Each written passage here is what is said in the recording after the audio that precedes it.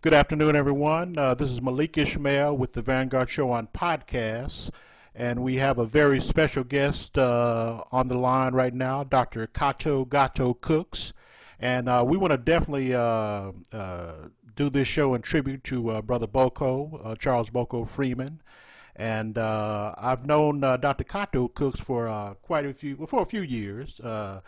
And brother, I think the last time I saw you was at a photo exhibit. Is that right? Yes, 2018. Yeah,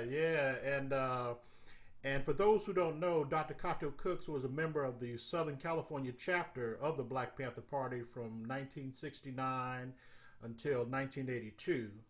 And then when B. Kwaku Duran reorganized the Southern California chapter back in 77, I believe it was. Uh, 76, 77, 77. yeah. Yeah, toward the at least toward the end of 76 and 70, early 77. But he was also part of that cadre as well as the above and underground apparatuses. So, Dr. Cooks, it's great to see you. And how have you been doing since the this epidemic, along with your family? How are they doing? Huh, we're all well. Okay. My house is manages to keep me self-contained, so I don't have to go out for anything other than to walk down the driveway to pick up the newspaper in the morning. Oh, okay. All right. I see what you're saying. And I was going to say that I was rereading a legendary article you wrote for Medium, Elgato Negro. Kind of explain what inspired you to, write that and also reveal a lot of your history. Well, I get asked very often. In fact, I had someone over Friday night uh, who asked me to write memoirs Okay. or write more about that experience. Yeah. And I'm usually reluctant to do it. I'd Okay. much rather contribute to the stories of others Oh, I see. uh, where I've had a place. Uh, at that time, I was publishing a newspaper for a local college, Okay. um, and it was October 15th coming up, and I was moved to tell that story because, again, a bunch of the reporters there were asking me about it. There were much younger people in their early 20s, and they didn't know. Okay. That's what prompted me to write that. I so rarely reduce anything to writing. Right. Um, Right. but that's how that came about. Okay. And describe what brought you into the Black Panther Party, some of the events that brought you in.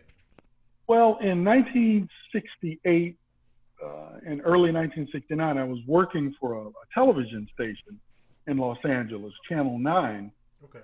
and it had a companion radio station, KHJ TV and KHJ Radio, AM and FM. Okay. And I was working for both of them.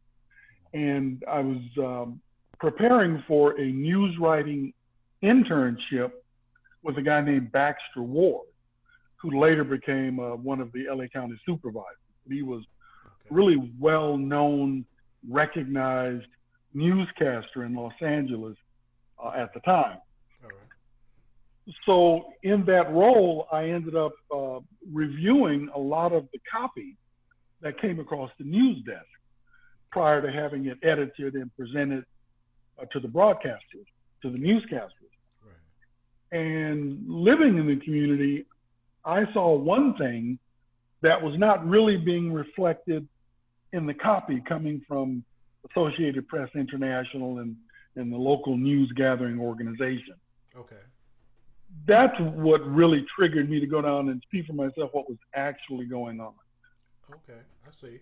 And tell me, describe how you first met Brother Charles Boco Freeman and then the revolutionary comradeship and kinship, soulmateship that you guys established.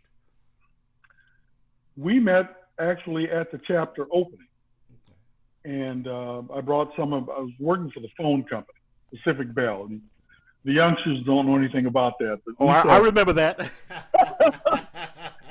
and so I had always been recruiting. So I brought a couple of people with me there, a couple of technicians, Okay. and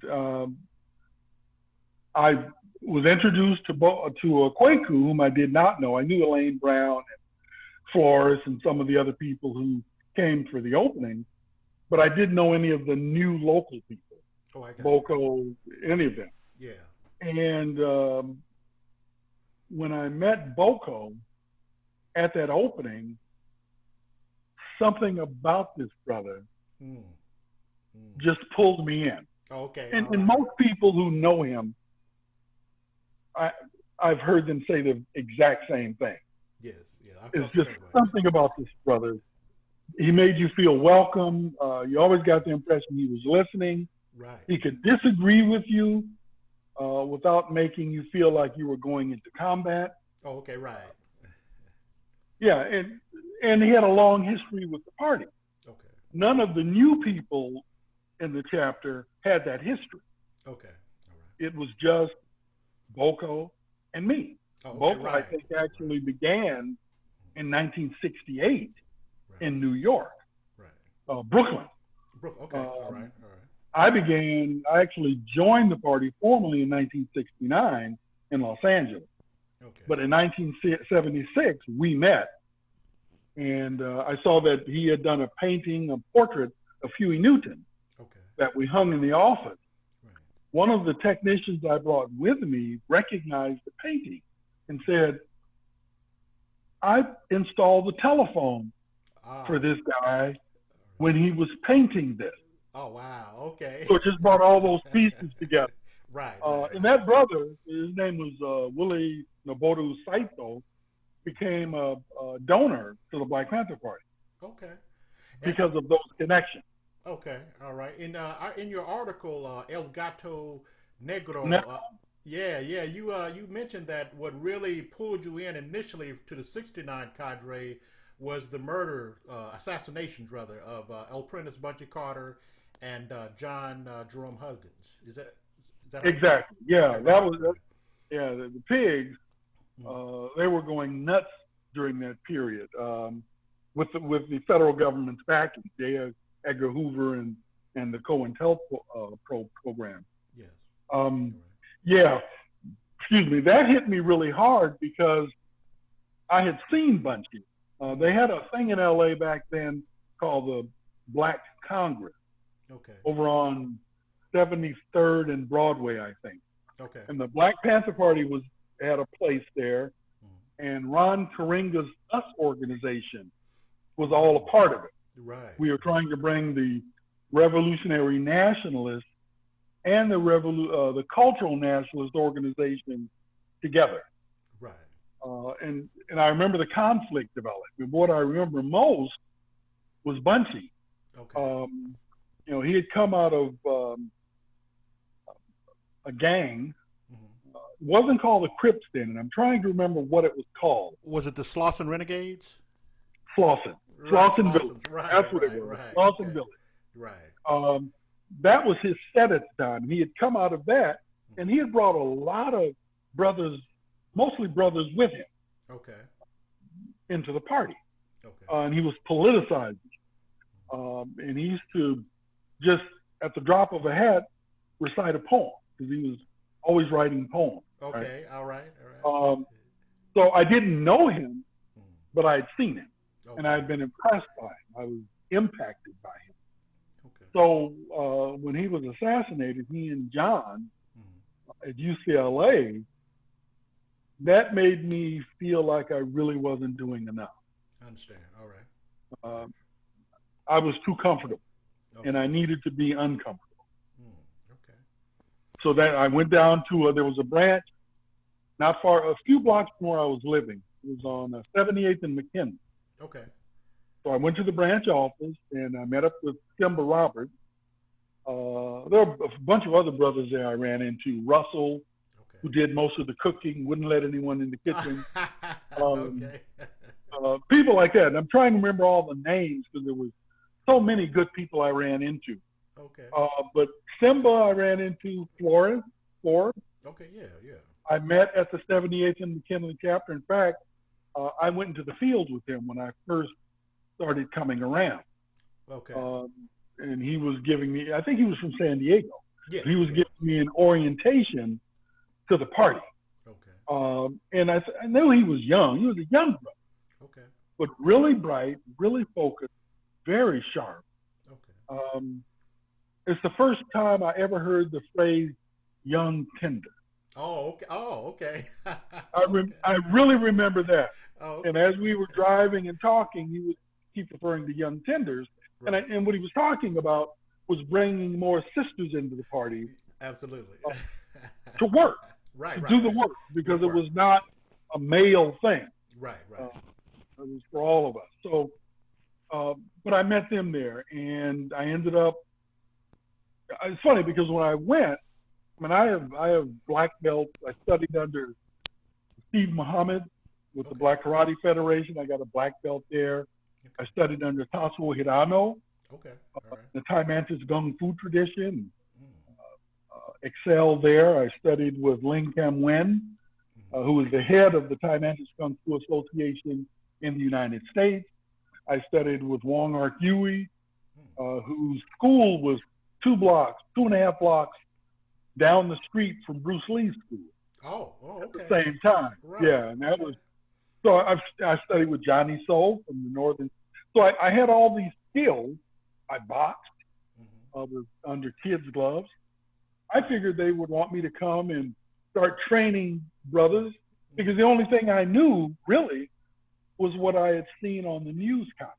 Okay. I got you. Okay. So I'm coming down there thinking they're going to want to have me train brothers to start going into sewers and attacking police. Okay. That's what I thought. I was 18 years old. Um, but when I got there, it was a completely different environment. Okay. Even with all of the other attacks on the party going on throughout the country, what they were focused on was maintaining the service, the program, the survival program. Right.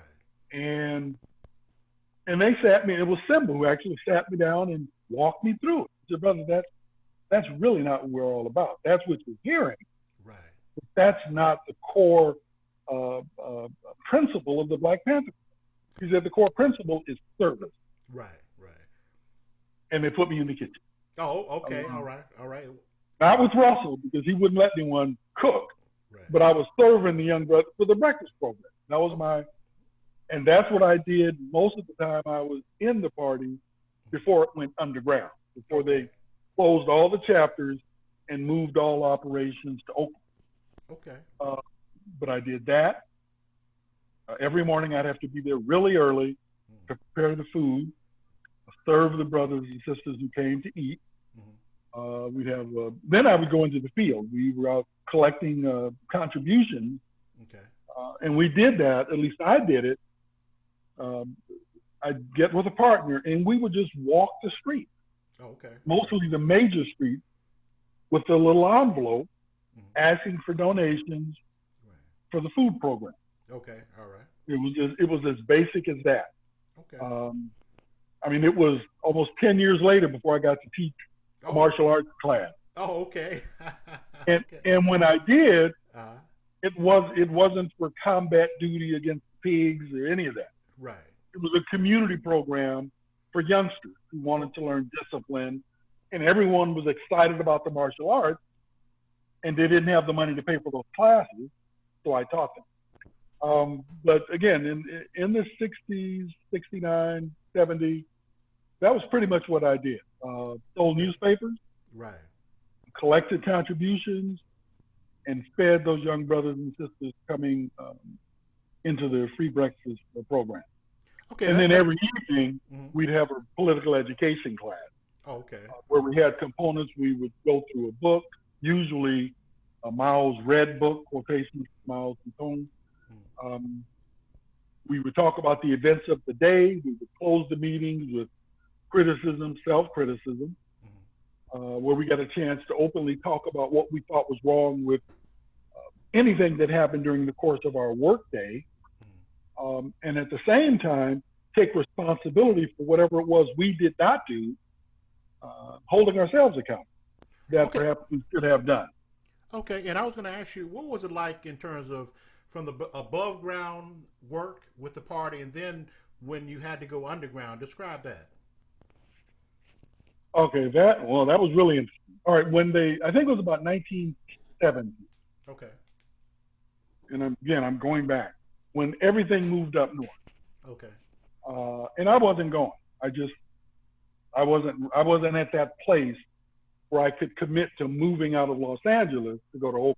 Okay. And there were brothers and sisters around the country who did not make that move. They stayed locally and continued to do party-centered work in their local community.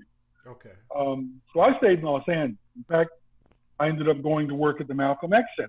Oh, okay, yeah. In Los Angeles, over on Right. 43rd and Broadway, Yeah, I remember. and created a collective there. Okay.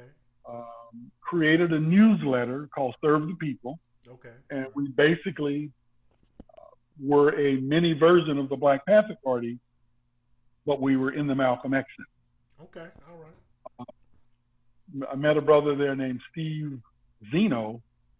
He and I got very, very tight. And then I heard from Florence. Okay. This would have been about 71, I think, or late 1970.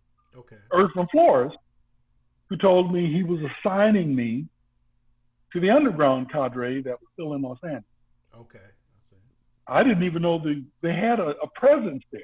I thought everything went to Oakland. Right. And Flores assigned me to Simba Roberts, Wiley Simba Roberts, Okay. as his attaché, as his assistant. Okay. And Simba later became a member of the Central Committee. Right. Right. He was an amazing, very quiet, soft-spoken brother. He had been an Army Ranger. Mm-hmm. Had won medals as an Army Ranger. Okay. All right. And I learned a lot from it while I was there, when I was in the underground. Okay. And a lot of those, the whole thing you just talked about, it could be read in some, I should say, Flores Forrest's book, "Come Die with Me." Is that correct? Yeah, Okay. it's in there. Okay. A lot of, if you can see this, Oh, I can see it.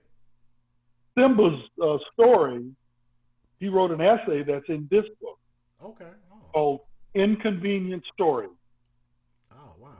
Inconvenient stories. Okay. I see. Right. Yeah. And it's the Vietnam War veteran. Okay. All right. He was a Vietnam vet. All right. But yeah, Flores Forbes talked a lot about a bunch of it. And in fact, he talked about Simba Oh, okay. All right. in his book, Will You Die With Me? Well, you wrote a very inspirational tribute to Simba Roberts that was very impactful.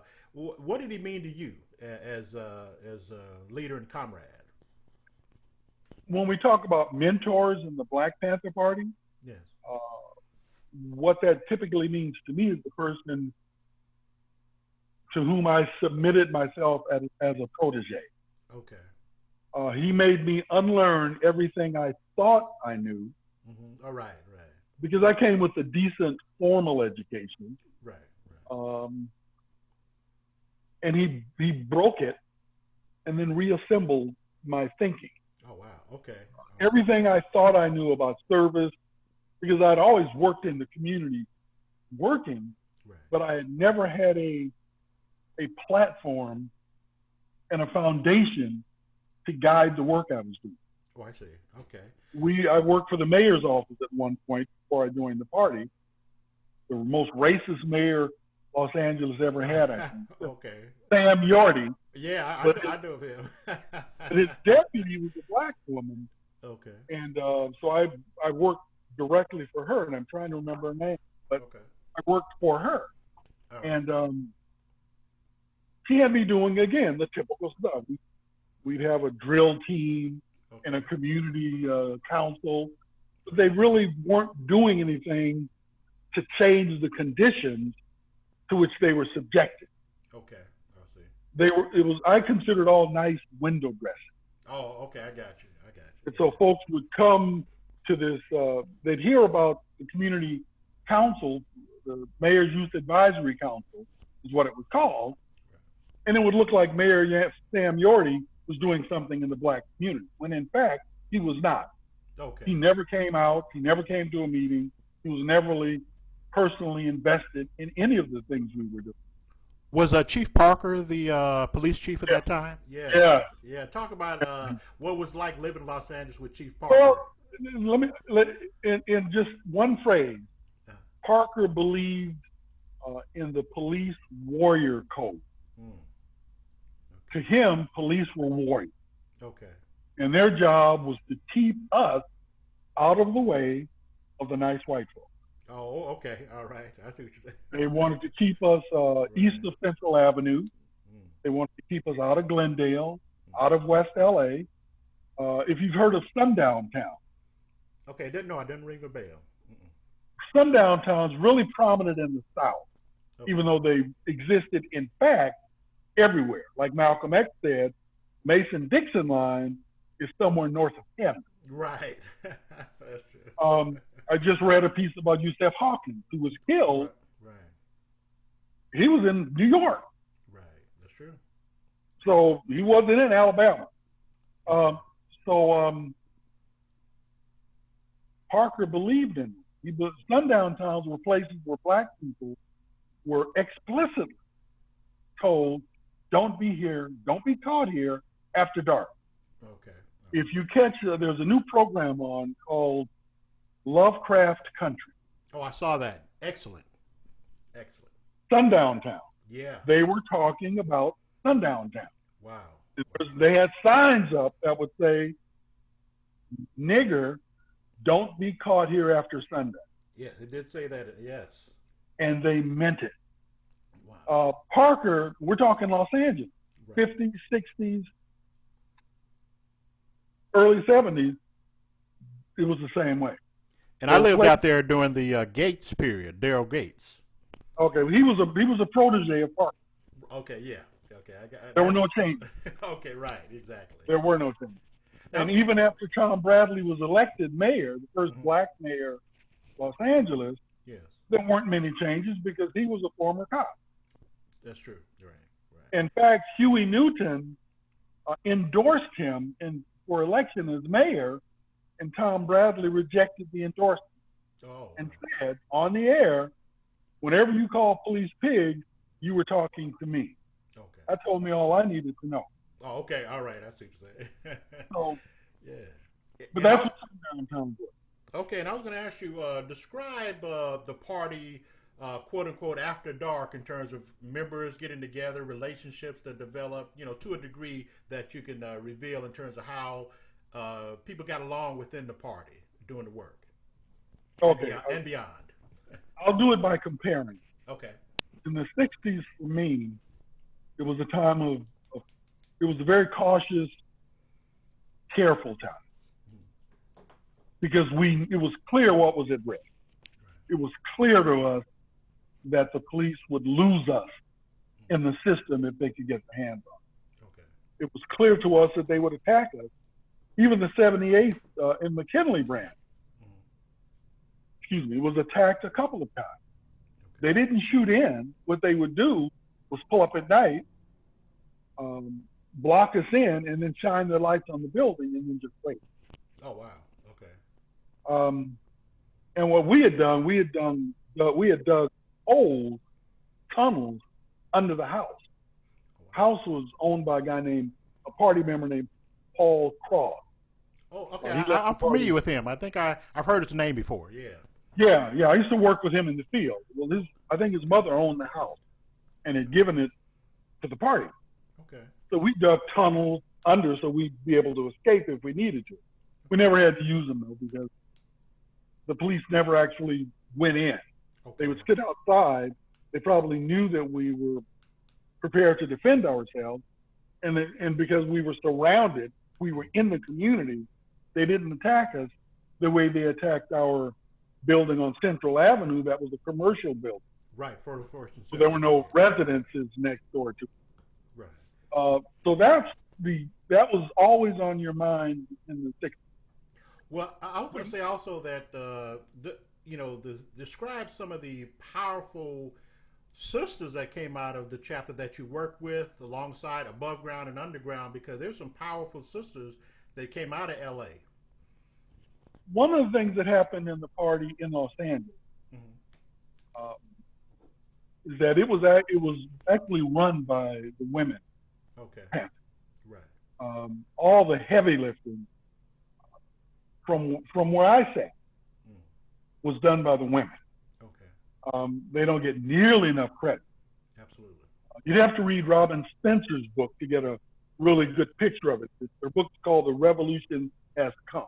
Oh yes, I did read that. Robin Spencer. Amazing. He really focuses your attention on it. Right.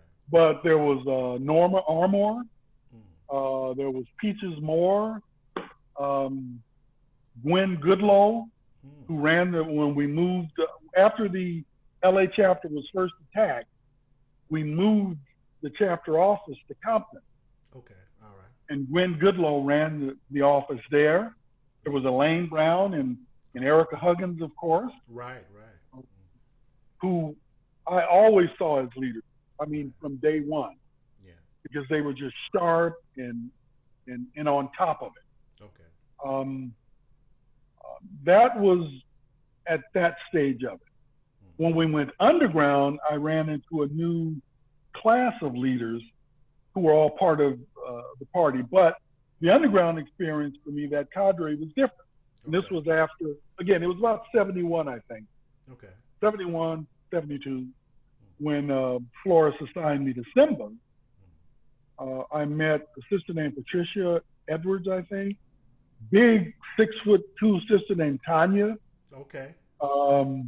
Pee-wee. Now, Pee-wee is sister I usually went into the field with when I was in the underground cadre. Because the underground cadre, the experience there was we were more under attack by what we call jackanapes.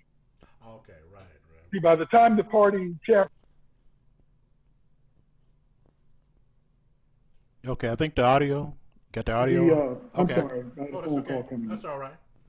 We had the Eldridge Cleaver faction. Okay. That was attacking us on the street. They had already killed Rackley in New York, and they would shoot up our buildings in different places. Okay.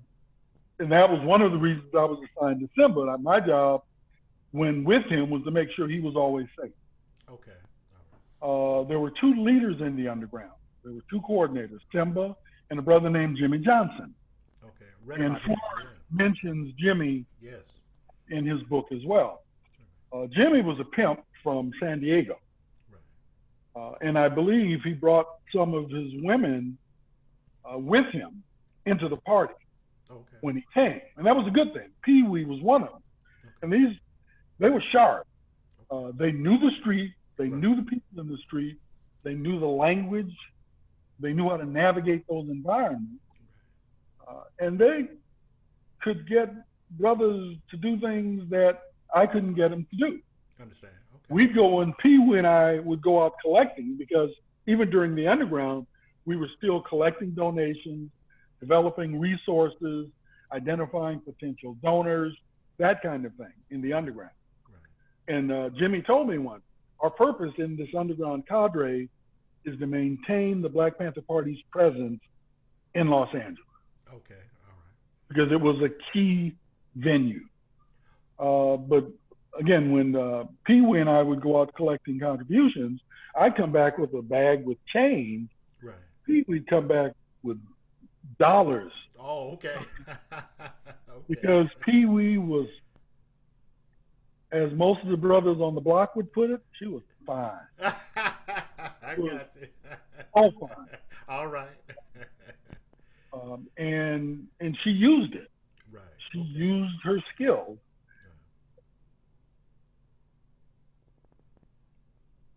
And she was bad. I mean, if it came down to it, she could throw hands with the best of them.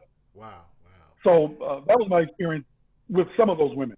I met, it was a sister I've met since then who lived in the underground cadre with me. Her name was Dale Rasco. Okay, all right. Sister Sassy.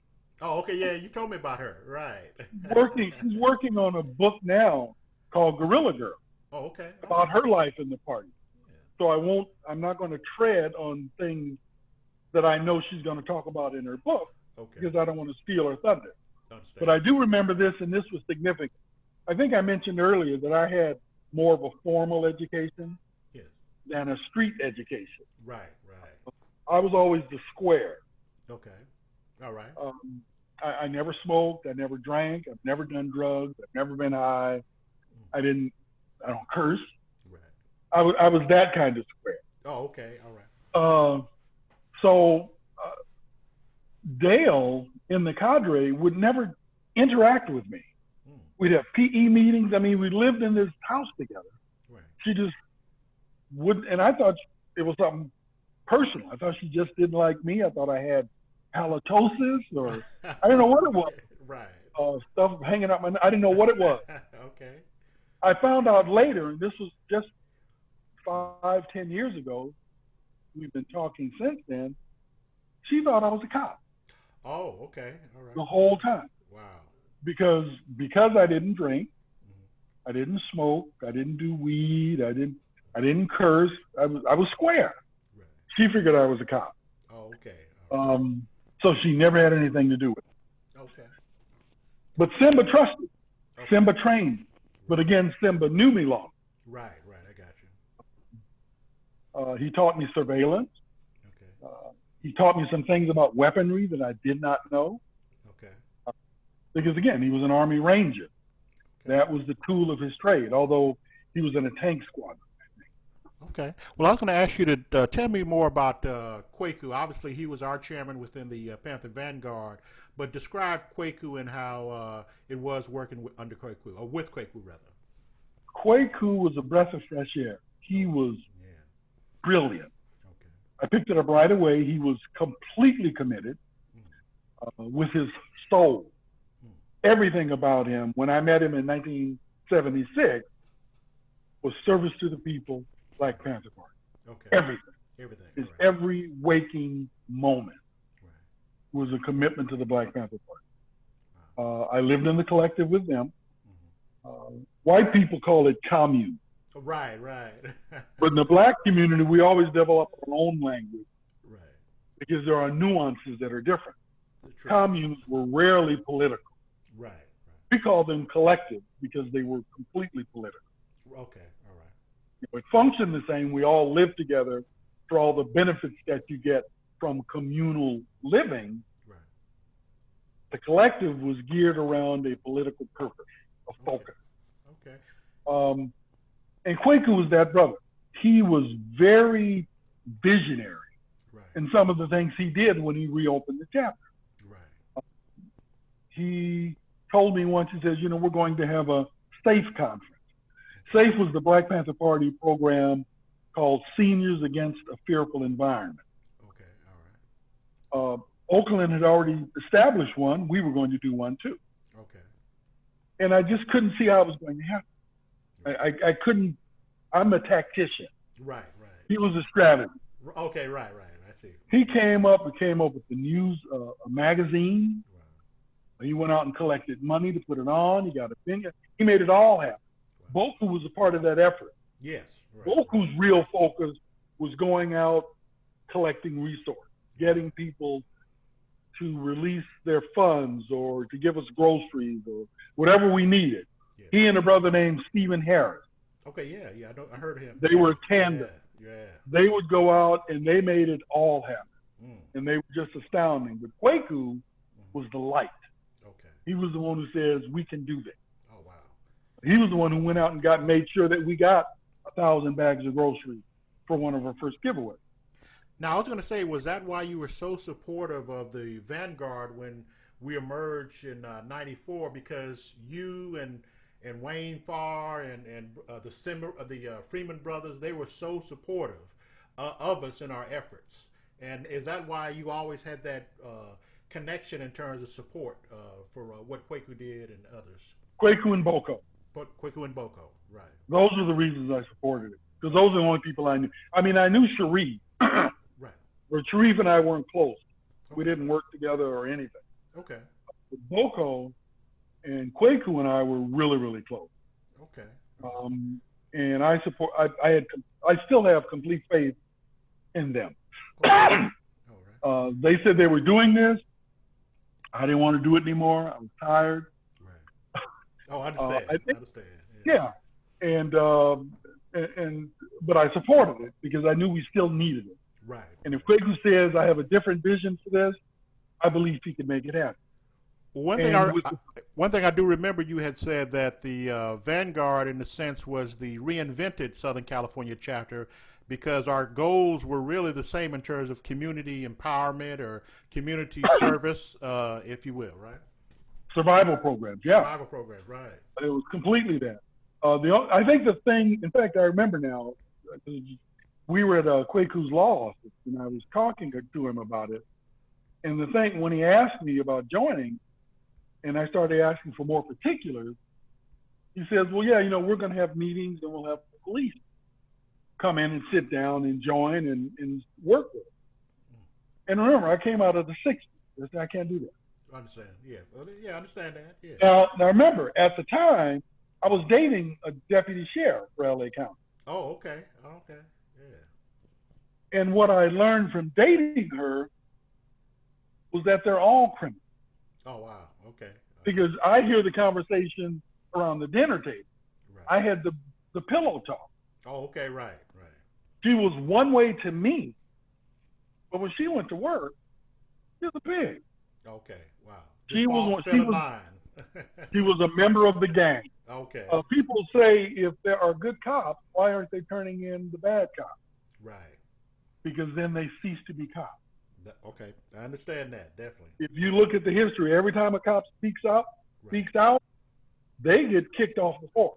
Yeah, even killed in some circumstances. That's right. Yeah. They get knocked right off the force. So they're either good or they're quiet. Okay. I mean, they're either bad cops or they're quiet cops. Okay. The only way they can be a good cop is if they're quiet. Okay. And for our purposes, a quiet cop doesn't do us any good.